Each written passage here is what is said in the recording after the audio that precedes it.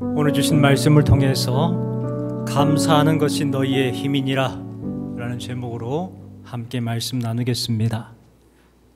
우리 전래동화인데요, 옛날 어느 마을에 부지런한 농부가 살고 있었습니다. 그 농부가 한 해는 무를 심었는데 무가 아주 잘 됐습니다. 그래가지고 좀 과장되었는데 사람의 몸통만한 무를 수확하게 된 거예요. 그동안에 이런 적이 없었는데 너무너무 감사했습니다. 그래서 원님이 이 고를 잘 다스려줘가지고 우리가 이렇게 평안하게 농사를 잘 지을 수 있었다, 그러한 마음에 그 무를 가져다가 원님에게 바칩니다. 원님께서 저희를 잘 다스려 주셔서 이렇게 풍성한 수확하게 되었습니다. 이렇게 감사하다고 그렇게 인사를 드렸어요. 그러니까 이 원님이 너무 또 기쁜 거예요. 그리고 그 농부를 칭찬한 다음에 이방에게 이제 묻습니다. 요즘 관가에 들어온 것 중에 가장 좋은 것을 가져오너라 하고 명령하죠. 그동안 들어왔던 것 중에 가장 좋은 것을 가지고 오는데 큰 황소를 끌고 온 겁니다. 이 착한 농부는 감사해서 무를 드렸을 뿐인데 무를 드리고 큰 황소를 얻게 되었습니다. 이 소문이 온 동네에 퍼진 거예요. 그 소식을 그 동네에 살고 있었던 욕심 많은 농부가 듣습니다. 아니, 무를 드렸더니 황소를 받았다고? 그러면 나는 황소를 갖다가 바쳐야 되겠다. 그러면 밭을 한 100마지기 주시겠지? 이런 생각을 가지고 이제 제일 좋게 생각했던 황소를 끌고 관가로 갑니다. 그리고 동일하게 말하죠. 원님, 제가 그동안 소를 키웠는데 이렇게 크고 좋은 소를 처음 봤습니다. 너무너무 감사해서 이 원님에게 이 황소를 드립니다 하고 이제 황소를 드립니다. 그랬더니 원님이 이번에 또 칭찬하면서 옆에 있는 이방에게 지금까지 들어온 것 중에 가장 좋은 것을 가져오너라 하고 명령을 합니다. 그러니까 그 명령을 받고 하인이 가더니 낑낑거리고 뭔가를 가져오는 거예요. 봤더니 뭐였을까요? 무입니다. 그 무를, 커다란 무를, 황소를 가져온 그 농부에게 준 거예요. 이 농부는 황소를 주고 무를 받고 억울해하면서 돌아갔다는 이야기입니다. 여러분, 이 이야기에서 우리는 무엇을 알 수 있느냐? 감사로 사는 사람과 욕심으로 사는 사람의 끝을 잘 볼 수 있는 예화라고 저는 생각을 합니다. 감사로 사는 사람과 욕심으로 사는 사람의 끝은 분명히 다를 수밖에 없는 거예요. 오늘 우리의 신앙의 문제도, 우리의 삶의 문제도 감사를 통해서 점검할 수가 있습니다. 과거 한국 그리스도인들은 어려워서 못 먹고 못 입고 못 살았지만 그래도 감사했었습니다. 그런데 요즘은 어떻습니까? 어려움이 없으니까, 먹고 살만하니까, 그래서 그러는지 하나님께 나오지도 않고 하나님께 감사하려고 하지도 않는다는 거예요. 어떤 분이 이런 말을 합니다. 감사할 것이 있어야 감사하지. 그런데 생각해 보세요. 살아있는 것 자체가 감사예요. 여러분, 세계에서 1년 동안에 죽는 사람의 숫자가 3천만 명입니다. 3천만 명이 죽어요. 하루에 8만 2천 명이 죽어요. 1시간에 3,400명이 죽어요. 1분에 57명이 죽어요. 이분들이 노환으로 죽는 게 아니에요. 전쟁과 내전과 사고와 범죄로 죽는 숫자가 대부분이에요. 오늘 내가 살고 있는 것 당연한 것이 아닙니다. 은혜라는 찬양이 있어요. 내가 누려왔던 모든 것들이, 내가 지나왔던 모든 시간이, 내가 걸어왔던 모든 순간이 당연한 것 아니라 은혜였어. 이와 같이 고백하는 찬양입니다. 그래요, 우리가 누려왔던 모든 것들, 모든 시간들, 모든 순간들이 당연한 것이 아니었다는 거예요. 은혜였어요. 그래서 우리는 감사를 고백할 수밖에 없는 사람들이라는 것입니다. 오늘 말씀은 이 감사를 회복했을 때에 그곳에 부흥의 역사가 일어난 말씀이 기록이 되어 있습니다. 예루살렘 성전을 재건하게 되었고 이제 성벽까지 재건했습니다. 느헤미야는 찬양대를 세웠고 문지기를 세웠고 레위 사람들을 세워서 예배하는 공동체가 되게 만들었습니다. 하지만 여러분, 성벽이 재건되었다고, 성전이 완공되었다고 끝나는 게 아니에요. 또 백성들을 위해서 예배의 위원들을 세운 것, 찬양대를 세우고 문지기들을 세우고 레위인들을 세우는 것이 전부가 아니라는 거예요. 그런다고 해서 그 자리에 부흥이 일어나는 것이 아니에요. 무엇이 필요한가? 그 현장에 있는 사람들의 변화가 필요한 거예요. 그래야 비로소 거기에 부흥이 일어나는 거예요. 그런데 솔직히 예루살렘과 그 지역에 살고 있었던 백성들은 외적인 문제도 많았지만 내적인 문제도 참 많은 사람들이었어요. 말씀을 묵상하면서 살펴보면 그 문제들을 알 수가 있어요. 가장 먼저는 성전이 더럽혀져 있었습니다. 성전이 더럽혀져 있었는데 어떻게 더럽혀져 있었느냐, 13장의 말씀에 보니까 4절에 이렇게 기록합니다. 이전에 우리 하나님의 전에 방을 맡은 제사장 엘리야십이 도비아와 연락이 있었으므로 도비아를 위하여 한 큰 방을 만들었으니, 성전 안에 이방인 방백을 위해서 방을 만들어줬다는 거예요. 있을 수 없는 일이라고 말했어요. 계속해서 말씀을 보세요. 그 방은 원래 소재물과 유향과 그릇과 또 레위 사람들과 노래하는 자들과 문지기들에게 11조를 주는 곡물과 새 포도주와 기름과 또 제사장들에게 주는 거제물을 두는 곳이라. 하나님께 드린 예물을 관리하는 그 좋은 곳에 누구를 위해서 방을 만들어줬다고요? 이방인 대적의 도비아의 방을 만들어줬다는 거예요. 성전이 사업하는 곳이 되어버렸다는 거예요. 성전이 더럽혀졌습니다. 그리고 두 번째 문제는요, 백성들이 안식일을 지키지 않았어요. 어떤 사람들은요, 안식일에 술틀을 밟았다고 그래요. 뭐 했다는 거예요? 예배하지 아니하고 일을 했다는 거예요. 또 곡물단을 나귀에 실어 운반했고요, 포도주와 포도와 무화과 여러 가지 일을 짐을 싣고요, 안식일에 예루살렘에 가가지고 그것들을 팔았다는 거예요. 16절 말씀에 보니까 이방 사람, 두로 사람들이 물건들을 가져다가 예루살렘에 있는 유다 자손에게 팔기까지 했어요. 안식일에 뭐 하고 있는 거예요? 장사를 하고 있는 거예요. 안식일을 지키지 않았어요. 백성들은 안식일을 무시했고 장사했습니다. 예배 드리는 것을 귀찮아했습니다. 세 번째 문제는요, 성직자들이 돈을 벌기 위해서 도망갔다고 말씀합니다.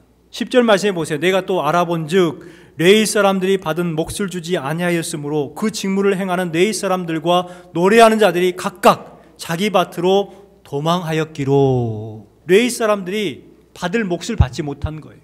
성전에서 일하는데, 직무를 행하는데 사례를 받지 못한 거예요. 그러니까 먹고 살기 위해서 이 사람들이 어디로 가버려요? 성전에 거하는 것이 아니라 돈을 벌기 위해서 밭으로 도망했다고 말하고 있어요. 가정이 무너져 있었습니다.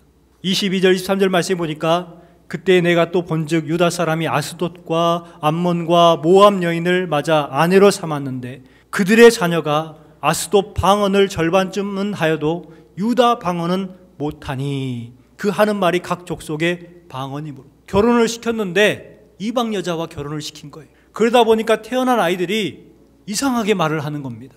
제대로 말을 알아들을 수 없게 말하는 거예요. 그러한 일들이 벌어지고 말았어요. 가정이 깨어졌죠. 그랬던 사람들에게 오늘 주신 말씀에 보면 회복이 일어나고 부흥이 일어나기 시작합니다. 언제 부흥이 일어났을까요?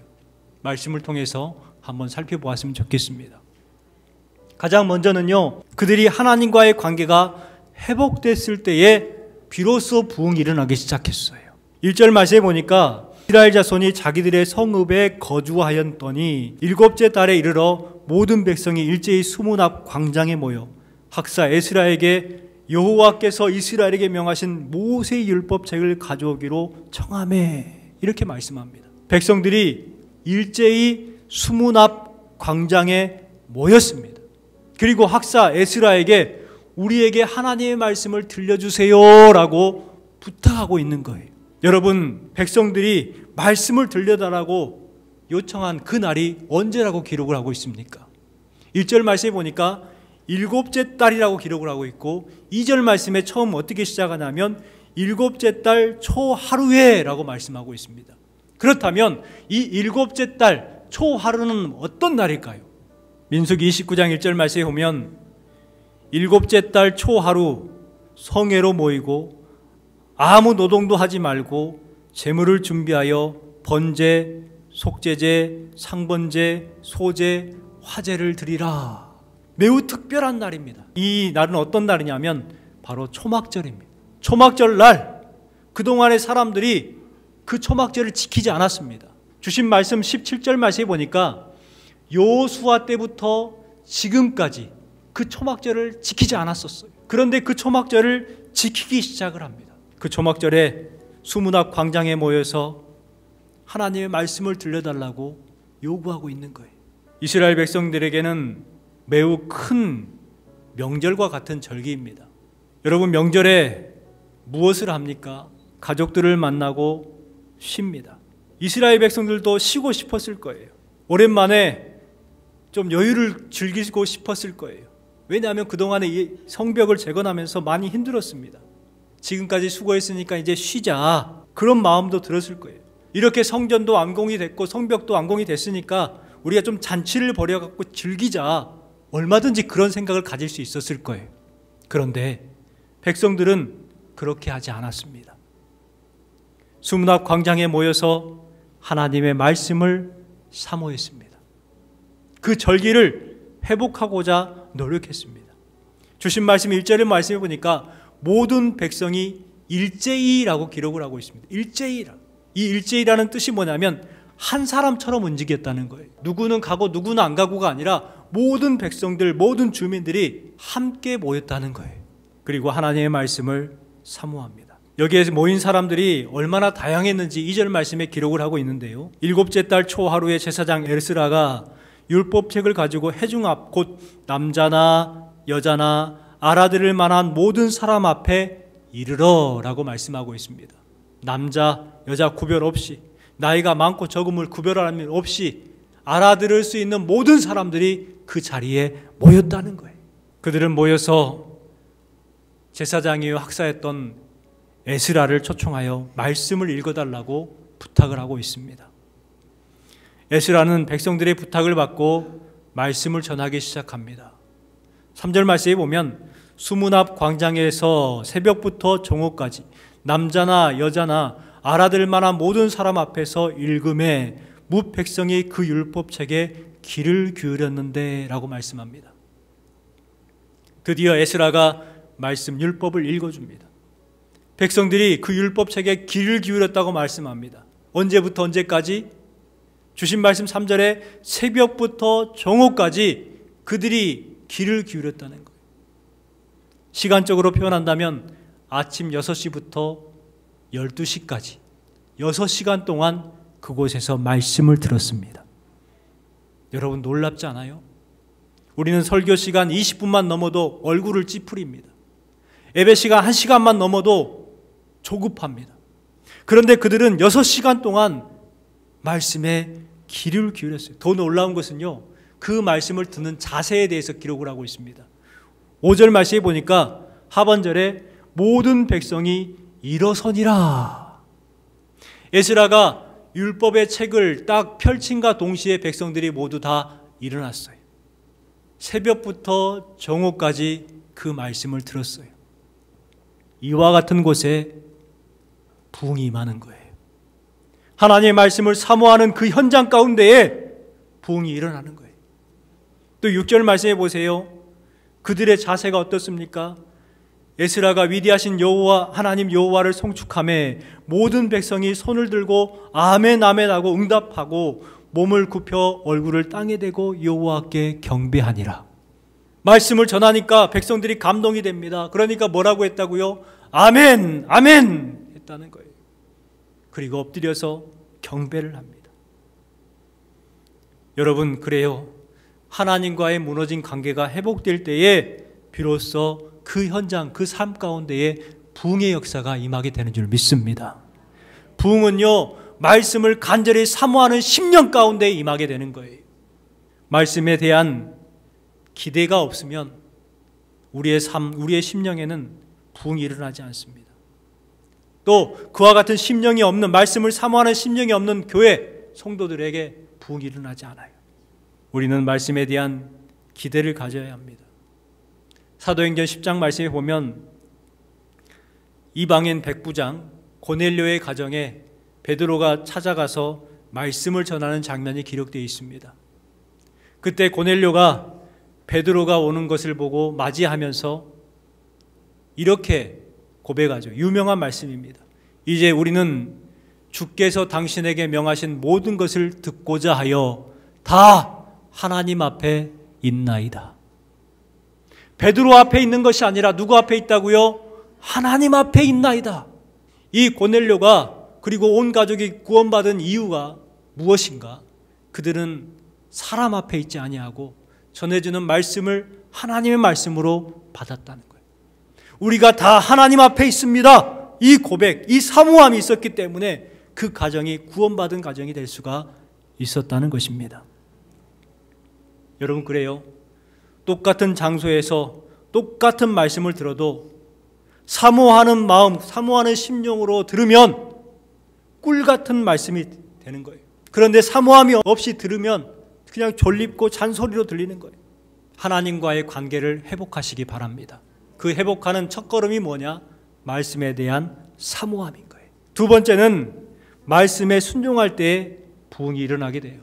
이스라엘 백성들이 하나님의 말씀을 듣는 순간 가슴이 뜨거워졌습니다. 자신도 모르게 막 눈물을 흘리게 됩니다. 말씀을 듣기만 했는데 눈물을 흘리고 있는 거예요. 8절 9절 말씀을 보세요. 하나님의 율법책을 낭독하고 그 뜻을 해석하여 백성에게 그 낭독하는 것을 다 깨닫게 하니 백성이 율법의 말씀을 듣고 다 우는지라.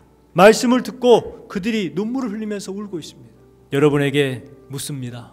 말씀을 들으면서 울어본 적이 있으신가요? 말씀을 듣는데 자신도 모르게 눈물이 쏟아져 본 적이 있으신가요? 말씀을 들으면서 눈물을 흘린다는 것은 하나님의 영이 임했다는 것입니다. 제가 우리 교회에 부임을 한 뒤에 얼마 지나지 않아서 말씀을 전하는데 앞에서 젊은 집사님이 계속 눈물을 흘리는 거예요. 저분이 왜 눈물을 흘릴까? 무슨 안 좋은 일이 있을까? 그런 마음이 들어서 나중에 식사를 하면서 물었습니다. 무슨 일이 있으세요? 물으니까 없대는 거예요. 저는 속으로 저분이 뭔가 근심이 있고 걱정이 있어서 저렇게 서러워서 우는가 하는 마음이 들었어요. 그런데 그분은 아니라는 거예요. 걱정도 없고 근심도 없는데 그냥 말씀을 듣는데 그냥 눈물이 흘리대요. 눈물이 계속해서 나오는 거예요. 자기가 주체가 안 된다고. 그때 흘렸던 눈물 세 가지 의미가 있습니다. 그들이 흘렸던 눈물은 가장 먼저 자신들의 잘못에 대해서 회개하는 회개의 눈물입니다. 그동안에 그렇게 살지 못했어요. 자신들이 얼마나 죄인인지를 깨닫게 된 거예요. 말씀을 듣고 자신들을 비춰보니까 자신들이 그동안 너무 잘못한 거예요. 그래서 회개의 눈물을 흘린 것입니다. 또한 그들의 눈물은 하나님의 은혜에 대한 감사의 눈물이었습니다. 말씀을 들어보니까 자신들이 죄인들이거든요. 그럼에도 불구하고 하나님의 은혜로 성벽을 재건하게 되었고 이제 새로운 삶을 시작할 수 있다는 것에 대해서 너무너무 감사한 거예요. 그래서 감사의 눈물을 흘렸던 것입니다. 그리고 그들의 눈물은 새로운 삶에 대한 결단의 눈물이었습니다. 앞으로는 그와 같은 죄인의 삶을 살지 않겠다. 나는 앞으로 하나님 믿는 믿음의 백성으로 살겠다. 이와 같은 결단의 눈물이었습니다. 여러분, 우리도 회개의 눈물, 감사의 눈물, 결단의 눈물을 말씀을 들으면서 흘렸으면 좋겠습니다. 이 눈물이 여러분에게 회복되기를 주님의 이름으로 축원합니다. 느헤미야와 에스라는 눈물을 흘리는 백성들을 위로합니다. 울지 마라, 울지 마라. 이 말은 단순히 눈물을 거두어라 라는 뜻이 결코 아닙니다. 무슨 뜻이냐면 우는 것으로 끝내지 말라는 거예요.